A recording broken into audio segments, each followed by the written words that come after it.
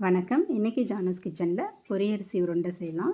நான் 1 கப் அளவுக்கு வெல்லம் எடுத்திருக்கேன். அதில் கொஞ்சமாக தண்ணி சேர்த்துட்டு அதை ஒரு 10லேருந்து 15 நிமிஷத்துக்கு மூடி வச்சுக்கிறேன். வெல்லம் நல்லா கரையட்டும். ஒரு கடாயில் 1 கப் அளவுக்கு இட்லி அரிசி எடுத்திருந்தேன். மீடியம் ஃப்ளேம்லேயே வச்சு இந்த இட்லி அரிசியை நல்லா வறுத்தெடுத்துக்கலாம். நல்லா கலர் சேஞ்ச் ஆகி அரிசி நல்லா பொரிஞ்சு வரணும். இந்த அளவுக்கு வறுத்து எடுத்துக்கலாம். இப்போ இதை ஒரு பிளேட்டுக்கு மாற்றிக்கிறேன். அதே கடாயில் 2 டீஸ்பூன் அளவுக்கு எள்ளு சேர்த்துருக்கேன். எள்ளு நல்லா பொரியட்டும். நல்லா வெடித்து பொரியணும். இதையும் ஒரு பிளேட்டுக்கு மாற்றிக்கிறேன். அதே கடாயில் 2 டேபிள் ஸ்பூன் அளவுக்கு துருவன தேங்காய் சேர்த்துருக்கேன். தேங்காய் கொஞ்சம் நெத்தாக இருந்தால் நல்லாயிருக்கும். அதையும் நல்லா வறுத்து எடுத்துக்கலாம். கொஞ்சமாக கலர் சேஞ்ச் ஆகிற அளவுக்கு வறுத்து எடுத்துக்கலாம். இப்போ நம்ம வறுத்த அரிசியை மிக்ஸி ஜாரில் போட்டு ரவை பதத்துக்கு இந்த மாதிரி அரைச்சிக்கலாம். அரைச்சி அதை ஒரு பிளேட்டில் கொட்டிக்கிறேன். நம்ம வறுத்து வச்சுருந்த எள்ளையும் மிக்ஸி ஜாரில் போட்டு பல்ஸ் மோட்டில் வச்சு ஒரே ஒரு தடவை அரைச்சி எடுத்துக்கலாம். அதையும் அந்த அரிசி மாவோடு சேர்த்துட்டு நம்ம வறுத்து வச்சுருந்த தேங்காய் துருவலையும் அது கூட சேர்த்து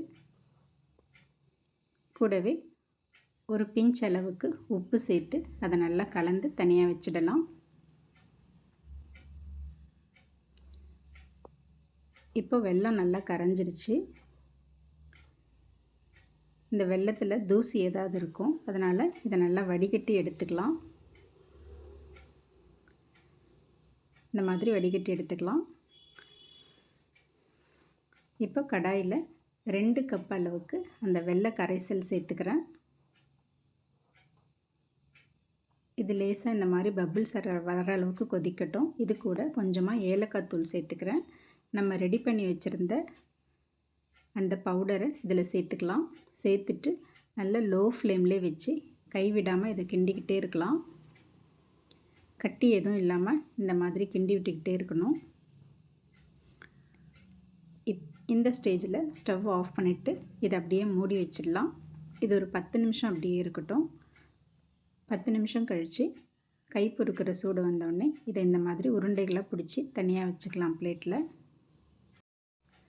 எல்லா மாவையும் இந்த மாதிரி உருண்டைகளாக பிடிச்சி இதை நம்ம இட்லி பிளேட்டில் வச்சு ஒரு 10 நிமிஷத்துக்கு வேக வச்சு எடுத்துக்க போகிறோம். மீடியம் ஃப்ளேம்லேயே வச்சு வேக வச்சு எடுத்துக்கலாம்.